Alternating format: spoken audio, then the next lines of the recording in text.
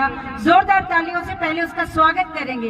यही बाबूजी के जन्मोत्सव पर हम सब की श्रद्धांजलि।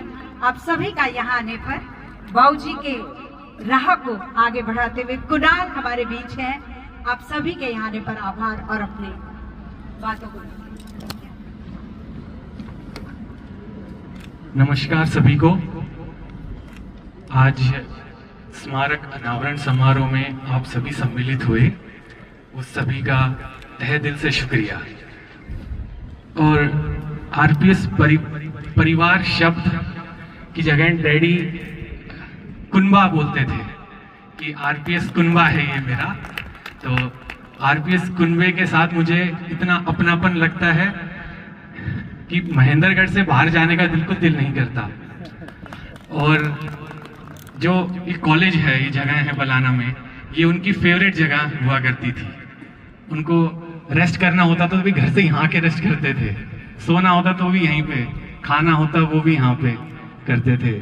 और जो ये आरपीएस संस्था है, मैं इसको संस्था कम समझता हूँ, एक सोच और एक विचारधारा ज्यादा समझता हूँ। ये संस्था बाद में आई है, पहले सोच आई है। मनीष सर कहते हैं ना कि अगर हम 4 कमरों में भी आरपीएस का बोर्ड लगा देंगे तो वहां भी लाइन लग जाएगी। तो वो सोच है, वो विचारधारा है।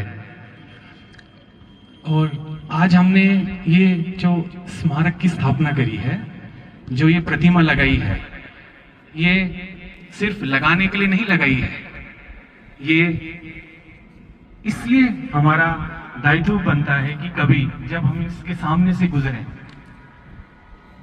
कभी जिंदगी में कभी ऐसा लगे, उस नैतिकता के मोड़ पे हम खड़े हो जाएं कि हम फैसला ना कर पाए जिंदगी में कि हमें क्या करना चाहिए, क्या नहीं करना चाहिए, तो उनके दिखाए हुए रास्तों से प्रेरणा लेकर हम आगे बढ़ पाए।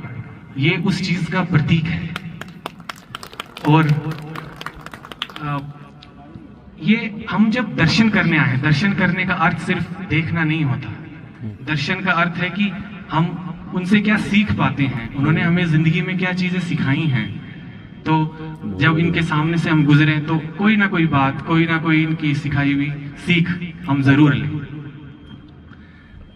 आज वो यहाँ नहीं है तो बड़ा अधूरा सा लगता है, लेकिन मैं यूं समझता हूं कि उनका जो आशीर्वाद की जो ढाल है हमारे साथ, उनका जो उनकी सिखाई हुई बातें जिनको हम मार्गदर्शन के रूप में ग्रहण करे हुए हैं, और कभी कभी उनका गुस्सा भी, और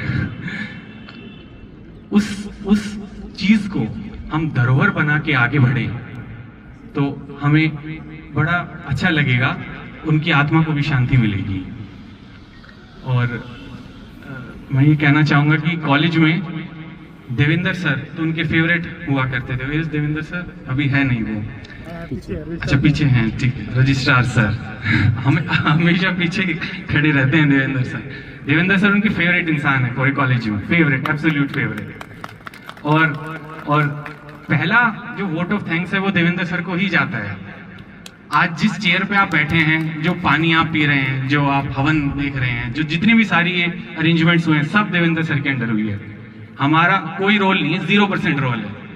और मनीष सर जैसे कहते हैं ना, हम तो गेस्ट फैकल्टी हैं, तो हम तो आगे गेस्ट फैकल्टी की तरह बोल के चले भी जाएंगे। तो thank you so much Devendra sir. और एक बार क्या हुआ कि सर ने कोई फंक्शन करवाया था, रात को फंक्शन था, तो मैं डैडी के साथ, बेबी चीनू भी थे, हम यहाँ देखने आए थे कैसा फंक्शन हो रहा है। तो लेकिन देवेंद्र सर है ना, सर्दी बहुत थी, तो सिर्फ एक टी शर्ट पहनी हुई थी और मैंने जैकेट पहनी हुई थी। तो डैडी में बोले तू हनी जैकेट उतार उस देवेंद्र सर को दे। और देवेंद्र सर बोले नहीं मैं पहन लूंगा। डैडी ऐसे बोले कि नहीं तू मेरे सामने पहन, अभी पहन। तो उनका जो केयरिंग नेचर था वो हम सबको पता है। और एक कहानी और सुनाना चाहूंगा मैं। एक बार जब वो अपनी एयरफोर्स की कहानी सुना रहे थे कि जब चाइना का वॉर हुआ तो वो बंकर्स में से निकले थे, ऊपर से मिसाइल आ रही थी, तो उनके कुछ दोस्त शहीद हो गए थे। तो मैं बेबी चीनू बैठे थे, तो हमसे पूछा कि पता है मैं क्यों नहीं मरा?